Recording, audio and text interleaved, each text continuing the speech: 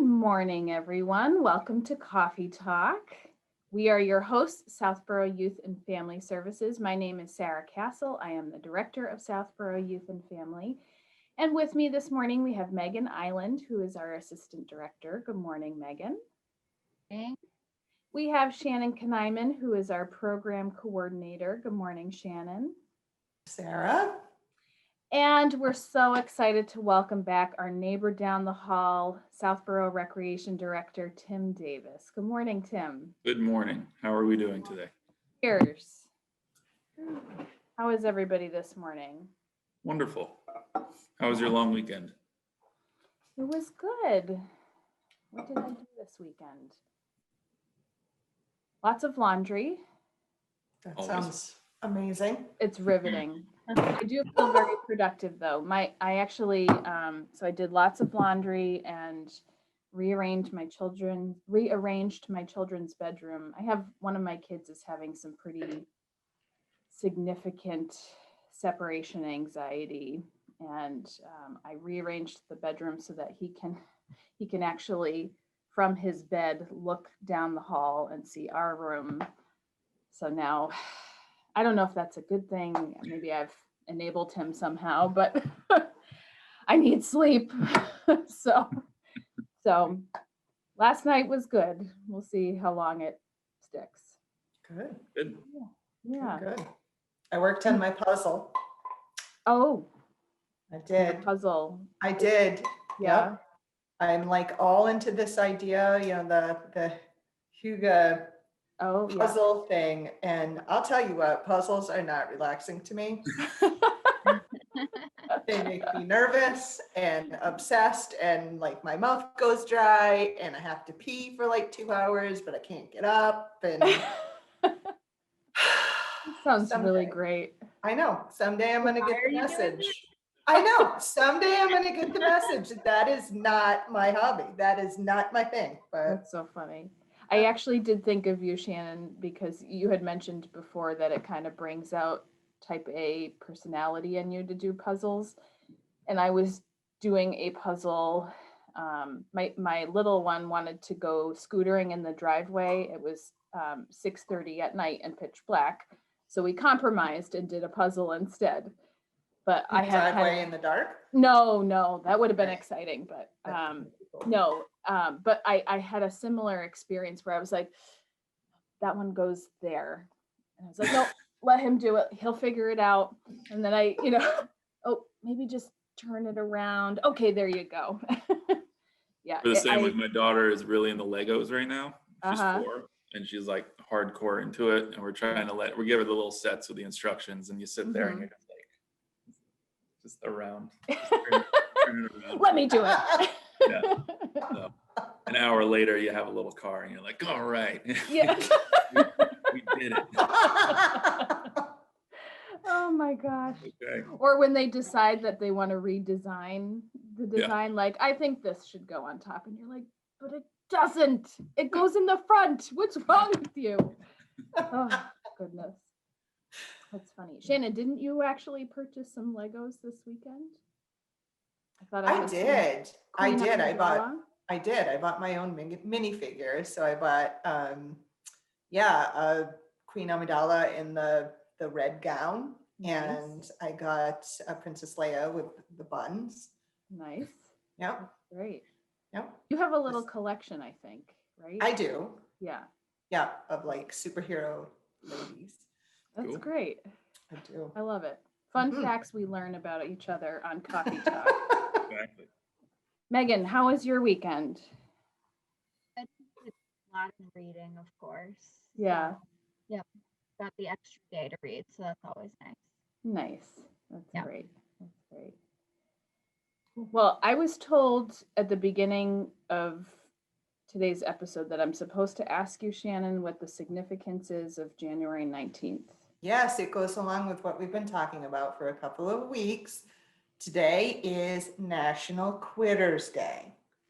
And what that means is that most people by now have given up their New Year's resolutions. Ah, There's an So- actual name for that. There is, it's National Quitters Day. No, not So- Is depressing. that like counterproductive though? I feel like we're celebrating that. Is that, or just I don't know, recognizing you're not alone? recognizing it, but I figured we could check in with folks, see how they're doing, see if Yeah. any of the little things that we're planting are helping out. And Mhm. today's episode will hopefully be another little booster to, Yeah, if one of your goals was to be more active. And yeah, yeah. Yeah, I shared with people that I joined an online group. Um, it's terrible to say, but I'm highly motivated by shame. And so so I don't want to, there's a challenge. We have 30 days and we have to get in 30 minutes of exercise every day in that 30-day window. We have 5 rest days. And so far, so good. So shame and money. I'm really motivating people. No, so we paid If I need money something also. for you, I just have to talk down at you and then throw up the money. Yes, Get what I yes. need. Just do that at me and it will work. I'll hang my head and yeah. So far so good. But it's, I guess maybe more to put a positive spin, accountability. I'm checking in. I have to post something that proves every day that I've done my 30 minutes of exercise using an app that tracks my movements or maps my, if I went for a walk or a run. I have to post that on there. So it's about accountability. That's a better way of putting it. So, but yeah, hopefully you all that have been watching have also been feeling successful in whatever your goals are. And maybe this is a good opportunity to sort of segue into our topic for today. So we had a few questions we wanted to ask Tim. Yeah, so Tim, what has the recreation department been up to since the last time we saw you, which was a long time ago? I think it was the summer, the last time you came. Yeah. I'd like to say a lot of stuff has changed, but not much, unfortunately. Oh, So I don't know exactly last time we talked, but everything hit us pretty hard, and our services were kind of cut dry, I would say. And for the most of the summer, we unfortunately stayed like that. We made the decision to not do camp, anything like that, not do any programming, make sure everyone stayed home, stayed safe, stayed away. But once August kicked in and we got a little creative and some guidelines changed, we kind of started up in our services kind of slow. And we've been gradually building ever since that. So, back in August, we introduced our drive-in movies that took place at our movie nights. Those were super successful. We were able to get back a couple of our programs with soccer. When school kicked back in, we came up with a really stringent plan with the school system to reintroduce after-school programs that were cohort-specific, that had programs only for kids that were in classes certain days. We had programs only for kids who were standalone remote, full-time, everything like that. So, we learned a whole new way of doing things, come last fall.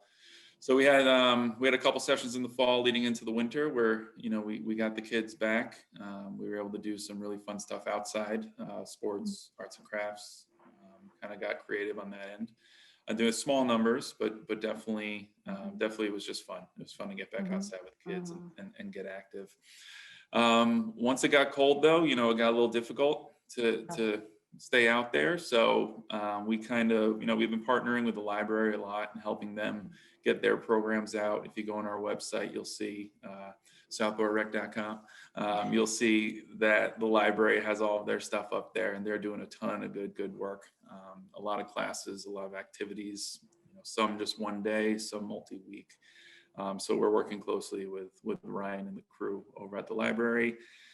We're acting kind of as a conduit for a lot of stuff, especially when it comes to skiing and snowboarding. we had a program through us where individuals could, purchase lift tickets and season passes and lessons at our partner mountains at Wachusett and Ward. We didn't know how that was going to do. We ended up selling out of our allotted passes. So we had about 40 or 50 kids and families up at those mountains. And from that started earlier this month, and what we hear, it's going great. I know the mountains are taking all the precautions because of the crowds that they usually see. Unfortunately, there's not much snow right now, so they're struggling in that regard. But it was nice to be able to get the kids out and give people a slice of normalcy, especially for our avid families in town with skiing and snowboarding. But outside of that, our focus, I think a strange blessing from all of this is we've been able to really focus on improving our facilities in town. We've been working really, really hard at getting some, capital projects off the table, checking off those boxes. So, over the summer, we replaced I don't know if we talked about this last time, but we replaced the playground at the townhouse. So that playground is brand new over there. Gets daily use. It's been great. Every time we drive by, we see at least one family on it. So it's really wonderful. We replaced the field over at Neary, the Petrie field. So we have a brand new field over there. We got that one done. And then we worked and we got approval to put up our lights at the Mooney Baseball Diamonds. So we'll have athletic lighting out there for night games, as well as the tennis courts at Neary. So we got approval for those. So we're starting that process, and that really consumed a lot of our time. It was a great, like I said, the quietness of everything else kind of allowed us to hyper focus. Yeah. Who would have thought that would have been a product of this that Yeah. I'm sure if you had to juggle usage of those facilities at the same time, although I'm sure in the wintertime they're a little quieter too, but how nice that you had the opportunity to do that. Yeah, and it was the easiest part, the unfortunate, but the good part was the kids weren't in school. So, if we had to dig up a road, we weren't, which we did multiple times. We weren't worrying about buses or anything like that. But, we took about, we were able to clear off probably 2 years worth of projects in a matter of 8 to 12 months. So, so we're excited about that. And then, we're just planning ahead. Great. That's Awesome. great. So one of the reasons it's kind of funny, when we put this episode together, we had talked about we should have Tim come back because it'll be the middle of winter and we can talk about like winter sports and how to stay active in the winter time. And the weather is like totally fine out there. But I'm going to ask Pretty anyway. cooperative. Not what we had anticipated a couple of months ago, but it is still cold out. And there are a lot of people that, once that cold settles in, they're kind of like, I'm all set. I'm good for staying active, until the spring comes. So we have any advice for those folks who just want to lock down and Yeah. So I think the other layer of it too is just everything going on in the world of comfort level as well. Even if you wanted to not do a sport, I think the traditional thinking is, all right, I'll go to Target and I'll walk around, or I'll go here, or we'll go out to breakfast or something like that. And so a lot of stuff I've been reading up on, and a lot of focus of of our associations, of the places that we go for our information. There's been this big, I really don't know the proper word for it, but the refocusing and the just the focus on individuals taking up hobbies, I think. And more importantly, when we talk, a big ticket thing is mental health, these days of staying inside. You could be a family of 4 that are making the choice to stay inside. And I know it takes a toll, but a lot of what, we've been talking about on our end and with other colleagues in the field is everybody's got that to-do pile, and everyone's got that I want to do pile. And, a lot of the times that is, I want to learn to play an instrument, or I want to make this recipe that I've been thinking about for a while. I have these books that I want to read. I have these home improvement projects that I'm a poster child for, that we want to get done. And so that's really a lot of what we've been talking about with people, and a lot of what, like I said, we've been reading about is, when you're stuck in a house and in the corner you have this big pile that's grown up of I want to do this, I want to do this. Mhm. And if you really take the time to do it, if you say, you know what, I'm going to learn an instrument, or I'm going to read these books, or I'm Mhm. going to do this puzzle, Shannon, or, or to organize your disorganized pile, Mhm. I think Right. has a very positive effect Mhm. on your day to day on your function. So Mhm. I myself, I've been playing music since I was little, and Mhm. since I moved, and since we had 2 kids, and so on and so forth, I haven't had the time to focus. I play guitar, and playing guitar as much as I once did, and I've made a real concerned focus on getting back into it, instead of when the kids go down and I just plop myself on the couch in front of the TV and just doom scroll Netflix Mhm. for an hour. I'm picking my guitar back up. I'm working on it. I'm fixing little things on it that has really started to ignite that love for it again in my Mhm. time, and taking advantage of that. And you feel it. You think Mhm. more about it. It helps you be more creative. So, if you're not looking to go outside, that's my recommendation. That's my personal recommendation. Mhm. Of Mhm. look at what you can control inside your house, and maybe don't put off those things that you've been trying again, because it is recreation. It is a different way of flexing your brain and Mhm. flexing your muscle inside. Mhm. Mhm.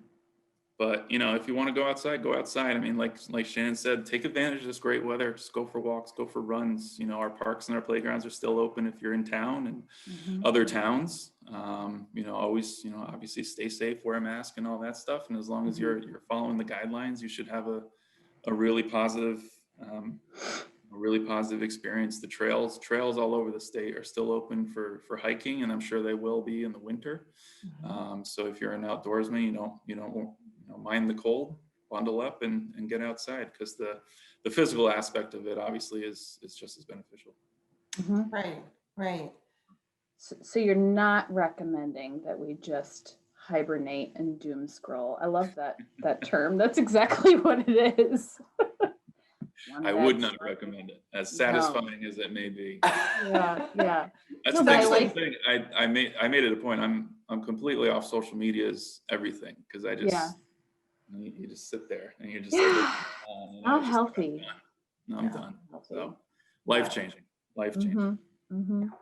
Yeah, no, I like you highlighted, which I think speaks to all different abilities and different, I can't recall if we talked about this, but it kind of makes sense given the last few episodes. Readiness for change. So maybe in the back of your head, you're thinking, I really probably should be more physically active than I am. But at the very least, I think, what you've highlighted here is that maybe you're not ready to get outside, and wintertime is not always the easiest time to start doing that. But to stay active mentally, physically, and other ways that you can stay inside, pick up hobbies.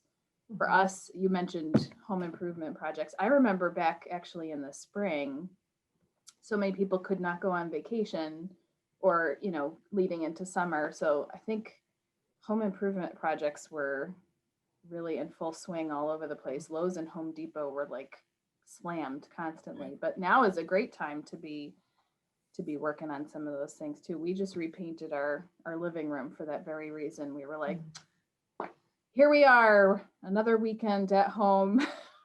If we can't if we can't change the scenery by leaving the house, let's change the scenery inside. So that's a nice idea. Pick up projects or work on those hobbies.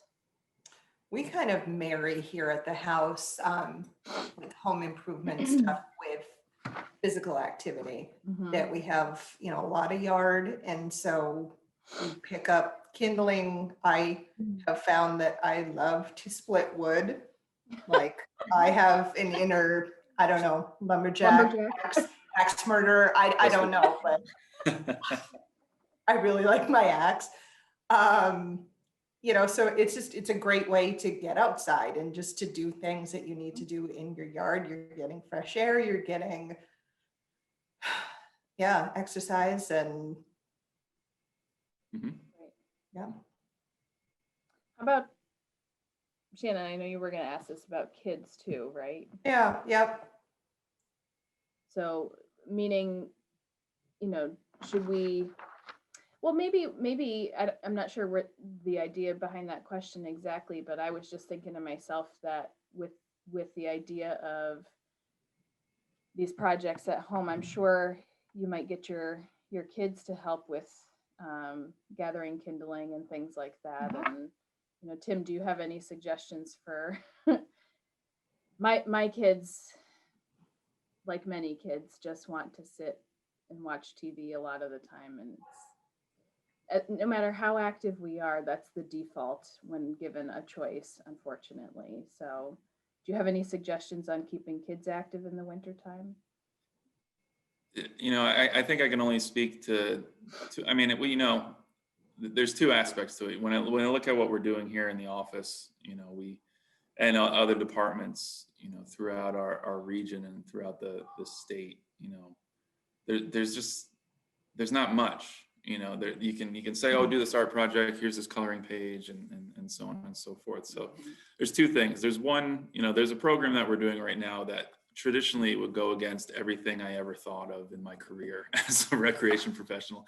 And what we're doing right now is we're taking that idea of, kids just playing video games for hours on end, and our town and other towns in our region have partnered, and we put together a league with video games, so that so we're calling it's an esports league. It's kind of a hot button term right now in our field. So we have in our town only 17, but we partnered with our region, so we're looking at over 100 kids right now that we have in a program that are playing games as they do so often, but they're doing them live, and they're connecting with their friends, and they're playing with friends, because the studies, the endless studies that are coming out of video games are becoming a new social opportunity for kids, more positive than what you would think would be negative when you look at some of these games that are coming out these days. So right now in our department we do have an esports league where we are connecting these kids in a controlled atmosphere, in a safe atmosphere that is managed and refereed actively. So there is that piece of it with video games where my kids are too young to be playing right now, but I know with other friends who have older kids that it may sound bad that they're on for an hour or 2 hours at a time, but when you take a step back, that they're talking to their friends and they're having fun and they're staying connected. So on the surface, or you look in under the surface, it's not as bad as it seems. But when I with my kids, at least, our biggest thing with my wife and I, if I could just be honest, is we just follow our kids' lead on what they want to do. If they come up with a wacky idea, we'll entertain. Last night we were downstairs. My wife was doing, I think she was sewing masks for somebody who may be on this call. I'm not sure. And we had the Bruins game on, and it was the first time my daughter ever saw hockey, and she was enamored by it. She had so many questions, and she's like, "Can we go play hockey?" I was like, "Yeah, sure, why not?" So I went upstairs. I found this therapy ball that I used to roll out after I go to the gym, and we got a broom, and we set up cardboard for goals, and our kitchen became a hockey rink for over an hour. That's awesome. Wow, you are a braver man than so it's things like that. It's going outside for strange reasons because they want to make up these stories. And maybe we should have gone scootering at 7 p.m. or whatever it was. That could have been fun. Actually, that's the kind of thing my husband loves to do. He's like, let's get the headlamps, let's go. You got to be creative, be willing to go outside your comfort zone. And we played freeze dance for about an hour past her bedtime the other night because it's all she wanted to do. And just following their lead. My son has no idea what's going on. He's 14 months old, but he loves it at the same time. He just sits there in his high chair just going nuts. But I just follow the kids' leads. they're going through this, as, especially the older ones, just as we are. And, if they have an idea or they want to explore something, I would say just tap into it and see what happens, whether that be making a hockey rink in your kitchen or, baking cookies or something like that. Mm-hmm. That's great. Who are venturing outside during the winter, what are some safety considerations that they should be thinking about during when it's colder or when there's snow, things like that? I think the biggest thing is I think people just need to be aware of their abilities at this time. When it's really, really cold and you've been stuck inside for months and months and you say, I'm going to go for a 3-mile hike, maybe that's not the best idea. Be comfortable with your abilities, be comfortable with your surroundings, physically and mentally, I think, and emotionally as you're going around doing what you want to do. When at the same time, the opportunities, I think, if snow was on the ground, you think of skiing and snowboarding and snowshoeing and ice hockey and ice skating and things like that. I think it's, you take every precaution that's recommended. I think you don't skirt them. You make sure that you're just following the rules. And, when you look at certain sports, some may be more present themselves. You think about skiing, your face is covered all the time when you're skiing. And the precautions that mountains are taking right now are really impressive. So, do your research of where you're going and just make sure your comfort level is there. That would really be my only recommendation, because that's how I feel with my kids. That's how my colleagues feel. When we go to do something, you make sure it's it checks your checklist. And it's the safest for yourself personally as well as everybody around. I like what you said about don't skirt around the rules. One other thing that we did this weekend, we did go for a hike, and it was right on the water. There were a lot of people ice fishing. Yeah. And I don't, not that you're an expert, Tim, on ice fishing or what the density of ice needs to be, but I was so nervous for them because the entire, all the edges of the lake or the reservoir it was all water. It was not ice, but they were out in the middle, and I was just kind of like, don't look. Yeah. So don't skirt the rules. Find out, what's allowed. And I know you might be trying to get creative and try something new, but make sure you really do your research and look into it beforehand for your safety and others. Tim, we only have a couple minutes left, but I'd love to hear anything you want to mention that's coming up for rec I know it's only January 19th, but spring is coming. It's around the corner, and so is summer. So do you have things coming up that you want to mention to us? Yeah, the biggest thing that we're most excited for is we're planning a full scale summer again. I think last year proved to us that our precautions were warranted. I think we made the right decision, but through the time of not doing programming, we were able to witness and monitor other programs that were running and were able to run successfully, and what precautions they had in place. And where we are now with the vaccine, and fingers crossed things roll out the way we want to be. Right now, as we sit today, we're planning an 8-week summer camp program, full day, 8:30 to 4. We're planning our full lineup of summer concerts, full lineup of summer movies. We're starting to look at summer nights again, bring back summer nights at the end of the summer in some capacity. We're looking at a couple other new community events to bring some people together. So, we are keeping our fingers crossed that the momentum continues and that where we believe we're going to be is the case. And while this summer may not be, the summer of 2 or 3 years ago when it comes to the ease of programming and what we're doing, we're confident that we can put out, quite the program for our community and for our residents to take advantage of and get these kids active, get the parents the care they need when it comes to their little ones, and just bring everyone back together, because that's what my department missed. That's what my colleagues miss the most is hanging out with our staff, hanging out with our kids, and really doing. So we got spring, summer, we're talking about 10 to 12 weeks of really nonstop of what we got planned right now. So knock on wood, fingers crossed, throw whatever you got to throw up, and we'll hope we get it done. So That's we great. should, in about a month or two, that should be on the streets, and everybody will be getting it in their mailboxes, and we'll see what happens. Awesome. That's so great. What a relief. Summer does not feel like summer without summer camp and concerts and Yeah, it was my first summer off in like 10 years, and I had no idea what to do with myself. oh, I'm sure. Oh, that's so great. Well, Tim, thank you so much for coming on today and for course. sharing with us what's happening with recreation and for talking with us about suggestions on how to stay physically active, mentally sharp, probably, also helps our relationships when we take care of ourselves that way. So all around really great information. Next week, let's see, what's the date next week? That's the 26th. Yeah, next week we have Katie Covino, Elizabeth Englander, and Caroline Charland. Did I say her last name correctly? Right, I did it.